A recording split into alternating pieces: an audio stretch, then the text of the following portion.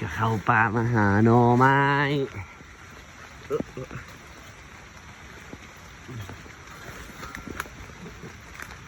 ท่ามกลางฝนตก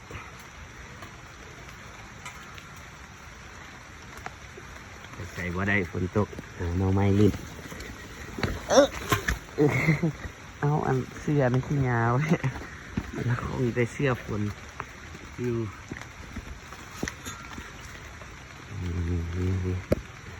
เป็นว่าที่ได้หลายหรือน้อย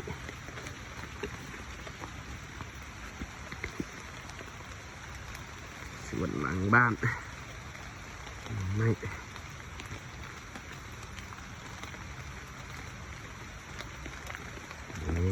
ละหนึ่งแต้มตืดโอ้ขึ้นหลายอยู่แต้มที่สอง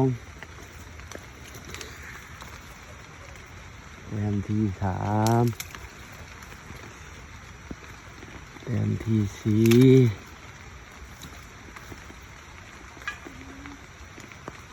แต้มที่ห้า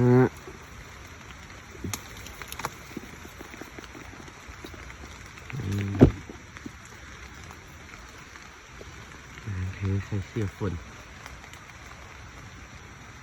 นะครับเราแต้มที่หกเจ็ด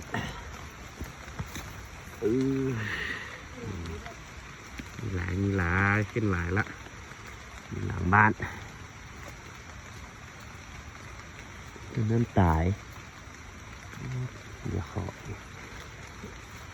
ย้ายไปข้างนี้ก่อนมีอยู่บนเทิงดีโอ้สองนอเลยน้ำเลยนอนเสียดายไปฝนตกแต่ยากมายากยางติมที่มันบ่มีเลย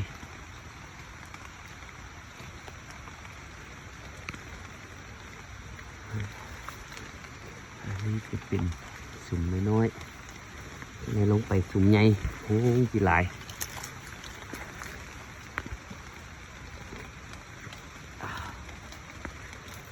เก็บขา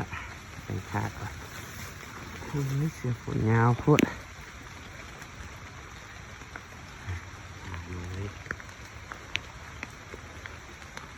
เนี่ยมือไม่ได้ไปใส่น้องไม้ไปเกงโอ้ยอยู่นี่ก็มีอีกน้ำไหล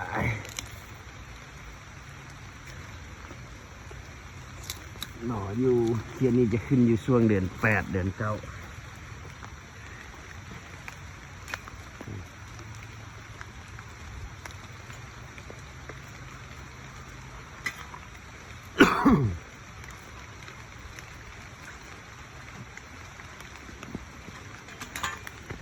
วัสดีกินหนึ่งน้อยงามเลย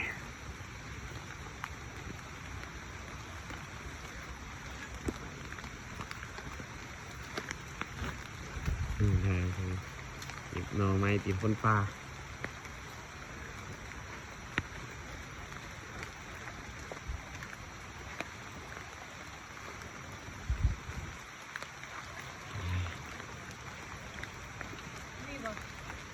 มี3 นอ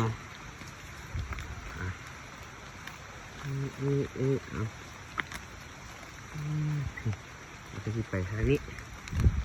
เห็นสุ่มนออยู่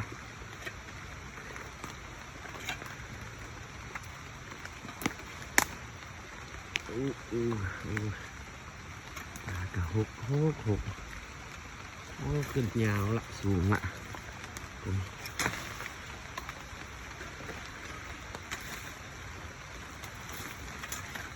เบิ้งบ่มีเห็นนอนหนึ่งเห็นนอนหนึ่งอยู่นี่เหรอ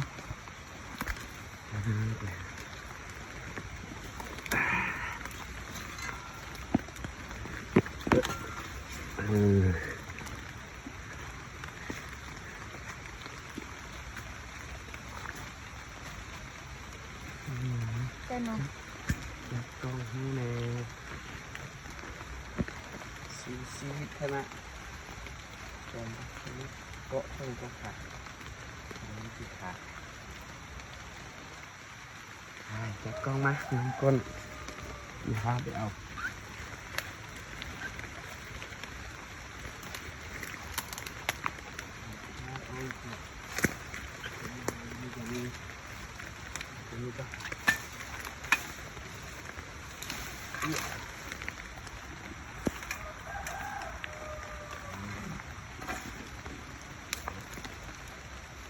ตก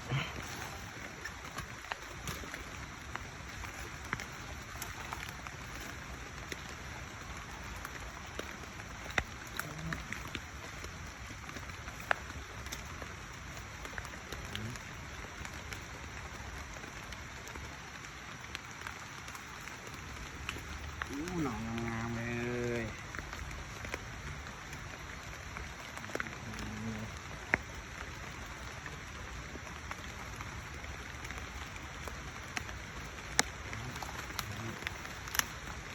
มันจะขึ้นไม่ไล่เหรอไม่เห็นวะตาลงไปเห็นดิ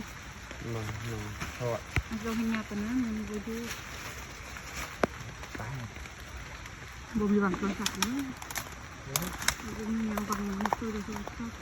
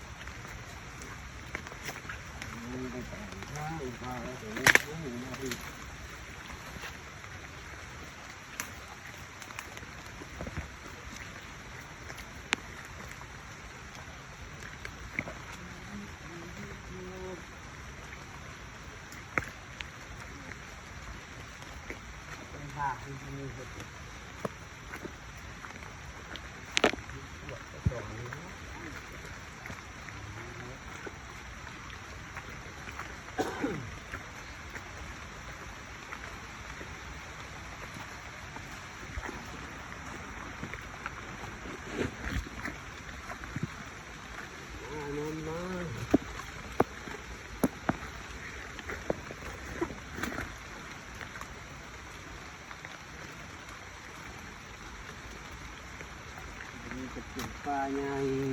หลายเป็นปลาเป็น